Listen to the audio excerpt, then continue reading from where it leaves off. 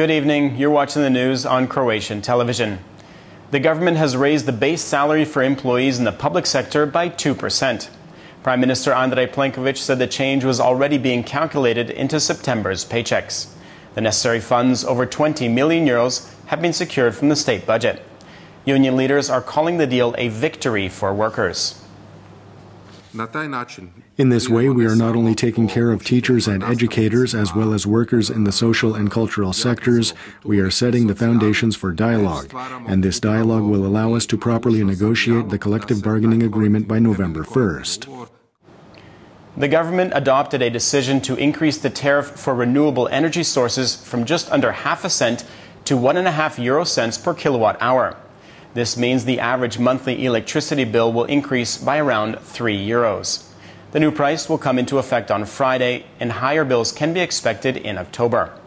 Energy Minister Tomislav Ćorić said the hike was to ensure the financial sustainability of Croatia's energy market, adding that citizens wouldn't feel a significant difference in price. These changes, which will amount to 22 kuna and 90 lipa for the average household, will indeed result in higher bills. But at the same time, those bills will in fact be 5 kuna and 13 lipa less than they were during the same time last year. Meanwhile, the largest opposition party, the SDP, and the Croatian Employers Association have both criticized the new tariff. Once you raise the price of electricity, the price of goods and services also goes up. Employers already don't have the wiggle room when it comes to their prices, therefore all additional costs will be transferred to the purchaser and final user. We will definitely see prices go up across the board. In the end, this will mean consumer spending will go down. What concerns me is that the decision was made without first consulting with business leaders. The struggling Immunology Institute was the focus of much debate today as the parliamentary committee investigating its mismanagement was in session. Also, the government and the city of Zagreb have formed their own special commission in a bid to save the ailing vaccine maker. An agreement will be signed next week that hopes to save the institute from the brink of financial collapse. Health Minister Milan Kujundžić said the parliamentary committee was working closely with the government and the city of Zagreb to reach an adequate solution. The purpose of the Commission is to evaluate how much our products are worth. Are they underpriced? Are they overpriced? They need to find out whether the vaccines we make can be sold competitively on the open market. That's where we need their expertise because major investments are at stake. Agricor's Creditors Council met to discuss how to settle the company's debts with large suppliers. While the process has just begun, more than 80 million euros has been approved for the payment of outstanding debts to medium and large suppliers. However, each supplier will only receive a maximum of 40% of the total outstanding debt. Less than half of the more than 2,000 suppliers will immediately receive the full 40% after agreeing to continue supplying Agricor.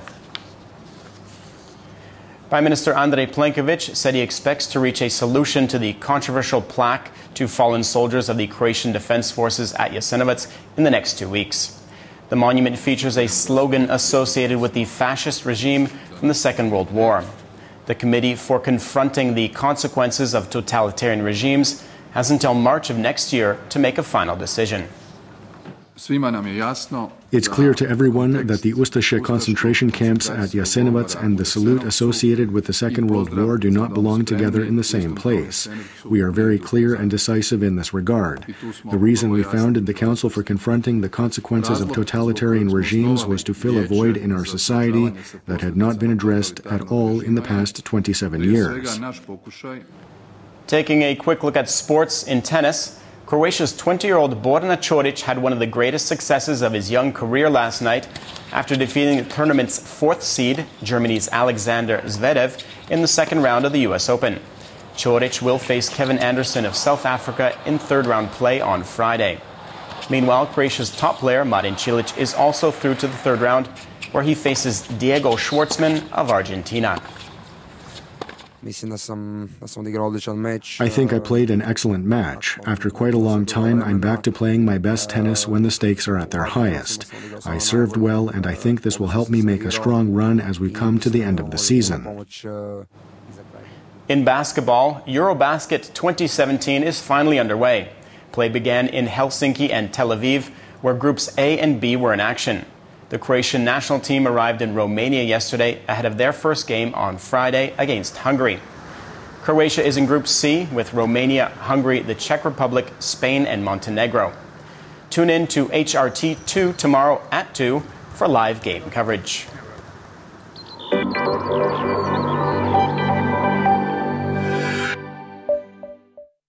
Tomorrow's weather forecast calls for mostly cloudy skies throughout the continent. Western regions, especially the northern Adriatic and Gorski Kotar, will see rain. The far east and the far south will get the most sunshine. The Adriatic coast will get a moderate southeasterly wind with strong gusts in the north. Morning lows of between 14 and 19 in the interior and between 18 and 23 on the coast will give way to highs of 24 to 29 degrees Celsius and up to 32 in Dalmatia and parts of Slavonia. The weekend will be cloudier and cooler in continental regions, especially on Sunday when highs will be just under 20 degrees. Saturday will see rain and thunderstorms with varying intensity. The sun will come back out to start the week. The coast will also see rain and local storms over the next few days. Monday will once again be sunny. A strong northeasterly is expected on Saturday and Sunday in most regions, with a southwesterly in the far south.